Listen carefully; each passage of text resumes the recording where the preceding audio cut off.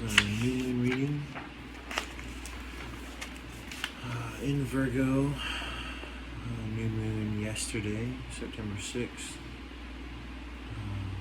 5:52 p.m. Pacific Standard Time. And this one is about getting spiritually organized. My hairs are crazy. So, here we go. In the Northern Hemisphere, this is the last new moon before the autumnal equinox. The last bit of the harvesting energy is available to us, and we can focus what we'd like to collect, amplify, and take with us before the last of the leaves have fallen. Leaves fall off branches easily, after giving us a vibrant show. Let this remind us of how beautiful can be to shed. There are 3 months left in the year, which based upon your perspective is quite short or incredibly long. All aspects of your life, identity, community, health, and all aspects of the word, creativity, beliefs have been affected. Reflect on how you've been changed. Don't simply scratch at the surface, dive deep, and spend time in the edges of the forest of your psyche. Curl up with the roots, burrow into the earth. The dragons you've encountered have surely taught you something. There were moments of quiet joy that filled up your cells. What kind of person have you shown yourself to be?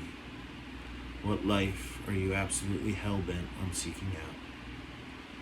Write down how you will get there and make some decisions. Meet yourself wherever you are and be honest. If the most important thing you have to do is move or find a medication that works or facilitate a breakup with your self-defeating attitude or accept that you always have been and always will be a visionary, walking your own path and making art for people to enjoy in 40 years. And with that, sometimes comes loneliness. Then, accept that. Keep the most beautiful parts of yourself front and center and name your strongest gifts and truest talents. Developing those will serve the collective and your destiny. Be clear about your tendency, behavior, or belief that most gets in your way, and figure out how you must cease this self-defeat. In order to create momentum alongside the growing movement of the moon, one's metamorphic temple must be in order. One's metaphoric temple must be in order. Or metamorphic. Spiritual discipline must be practiced and diligence must be in act. Spiritual organization must be a priority.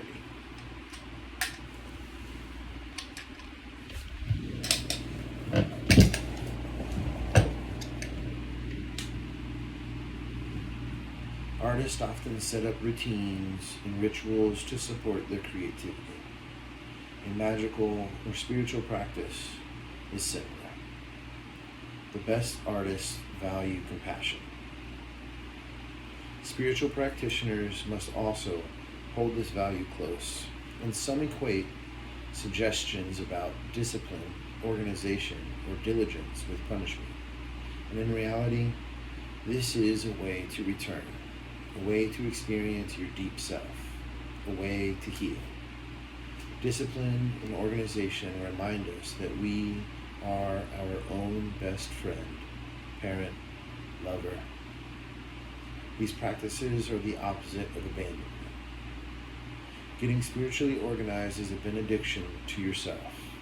Make yourself available to Source by showing up in a Source-like way. Deep listening, the dropping of expectations, energetic or planetary attunements, elemental meditations, figuring out how best to pray, figuring out how best to play, deciding what your new stories are. These are all some ways to align with secrets, mysteries, and specific life force that wishes to animate your consciousness. How does Source show up for you? How do you show up for Source?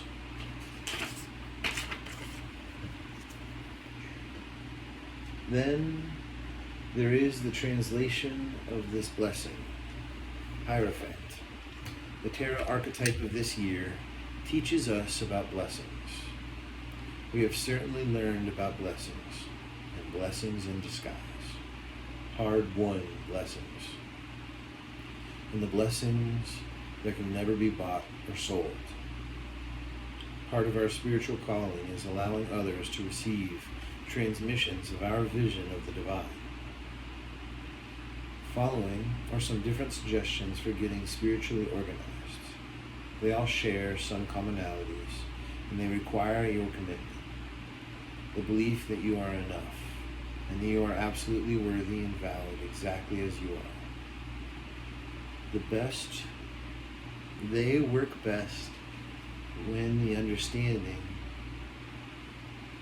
that as long as you are aligned and honest, you cannot make the wrong choices. There is only the way, which is the path you create.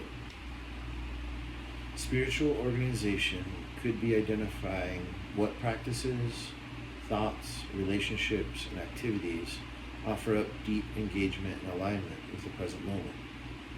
Make those activities non-negotiable and practice them frequently. Integrate those into your everyday life whenever possible. What gives you the most insights? Where do you experience truth? When was the last time you experienced bliss?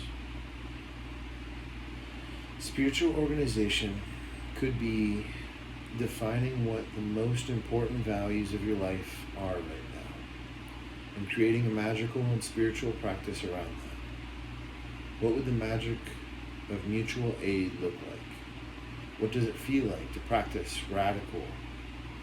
a generosity spell? Spiritual organization could be naming what magical, occult, philosophical, or any other subjects you've been interested in trying or researching. Maybe it is angel communication. Maybe it is animal communication.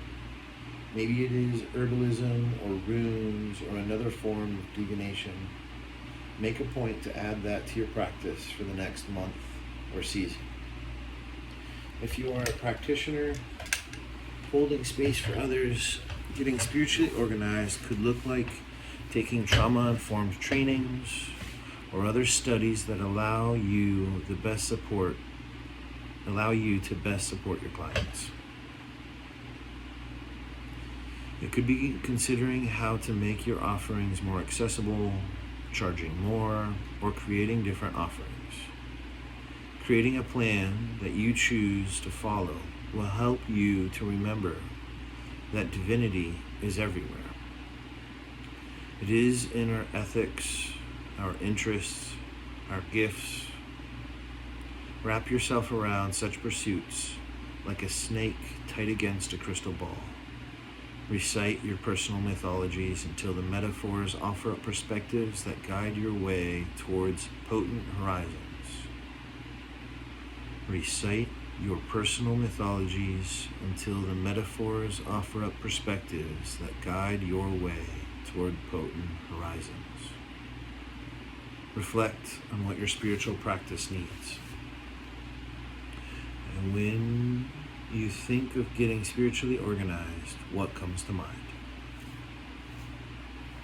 New Moon journaling prompts. What brings me peace? What brings me pleasure? What do I feel most aligned? Just kidding. It said, when do I feel most aligned? At home or engaged? What makes me feel safe or safer or more secure?